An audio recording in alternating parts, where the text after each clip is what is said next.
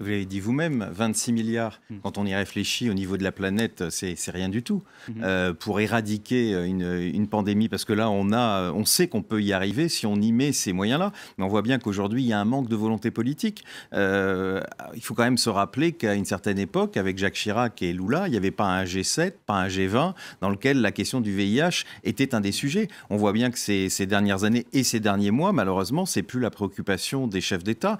François évoquait tout à l'heure la France, c'est vrai, qui était le deuxième contributeur mondial, qui est devenu le troisième récemment, puisque la Grande-Bretagne est passée devant nous. Mais quand on voit des G8 avec Poutine, dont la question du VIH est absolument pas une préoccupation. Quand on voit le président américain, et c'est vrai que c'est une grande préoccupation de ce congrès de l'IAS depuis quelques jours, qui voudrait faire s'effondrer, parce que c'est vraiment s'effondrer. On passerait de 5 milliards peut-être à 1 milliard, à 1 milliard de dollars. Enfin, vous imaginez ce recul absolument terrible. Ces centaines de milliers de personnes qui pourraient mourir. Donc on voit qu'aujourd'hui, il faut vraiment que ces leaders prennent la main sur cette question-là. Et c'est vrai qu'on a tous regretté que le président français soit pas en ouverture d'un congrès de cette importance-là, même si cet après-midi, il a rencontré des associations de lutte contre le sida. Mais on voit bien que la solution, elle est d'abord politique. Il faut qu'il y ait une vraie volonté politique pour trouver ces quelques milliards qu'il manque. 7 milliards. Vous savez,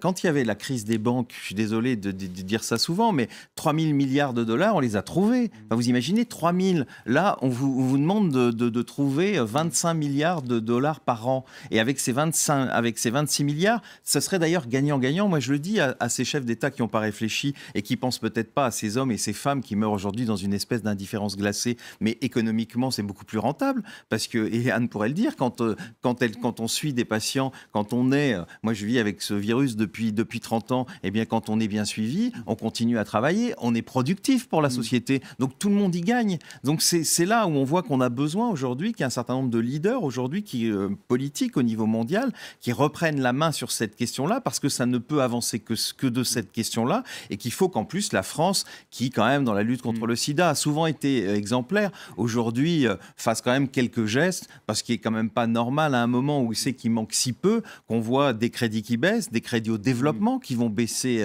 en France. Ça, c'est particulièrement inquiétant. Donc j'espère que ce congrès va en tout cas interpeller le gouvernement français, et puis plus globalement tous les gouvernements.